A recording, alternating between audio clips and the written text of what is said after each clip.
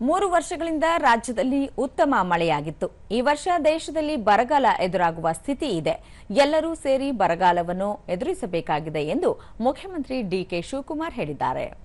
ಯಲಹಂಕದಲ್ಲಿ ಬೆಂಗಳೂರು ಉತ್ತರ ತಾಲೂಕು ಒಕ್ಕಲಿಗರ ಸಮಿತಿ ನಿನ್ನೆ ಏರ್ಪಡಿಸಿದ್ದ ನಾಡಪ್ರಭು ಕೆಂಪೇಗೌಡ ಜಯಂತಿ ಕಾರ್ಯಕ್ರಮದಲ್ಲಿ ಅವರು ಭಾಗಿಯಾಗಿದ್ದರು. ಬಳಿಕ ಮುಖ್ಯಮಂತ್ರಿ, ಈಗಾಗಲೇ ರಾಜ್ಯದಲ್ಲಿ ಮಳೆ ಕೊರತೆಯಾಗಿದೆ. ಇಡೀ ದೇಶಾದ್ಯಂತ ಎಲ್ಲ ಕಡೆಯೂ ವಾಡಿಕೆಯಷ್ಟು ಮಳೆಯಾಗಿಲ್ಲ.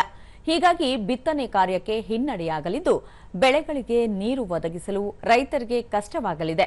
ರೈತರ ತ್ಯಾಗ ಹಾಗೂ ಶ್ರಮದ ಫಲವಾಗಿ ಬೆಂಗಳೂರು ಇಂದು ಬೃಹತ್ತಾಗಿ ಬೆಳೆದಿದೆ. ಹಾಗಾಗಿ ಎಲ್ಲರೂ ಒಟ್ಟಾಗಿ ರೈತರನ್ನು ಉಳಿಸಬೇಕಿದೆ ಎಂದರು.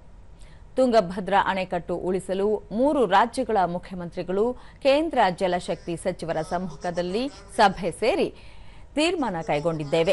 ಈ ಹಿಂದೆ ಇಂದಿರಾ ಗಾಂಧಿ ಅವರ ನೇತೃತ್ವದಲ್ಲಿ ಕಾವೇರಿ ಕುಡಿಯುವ ನೀರು ಒದಗಿಸುವ ಕುರಿತಂತೆ ಕೈಗೊಂಡಿದ್ದ ತೀರ್ಮಾನದ ರೀತಿಯಲ್ಲಿಯೇ ಈಗ ಒಪ್ಪಂದಕ್ಕೆ ಬರಲಾಗಿದೆ ಎಂದು ಅವರು ಹೇಳಿದರು.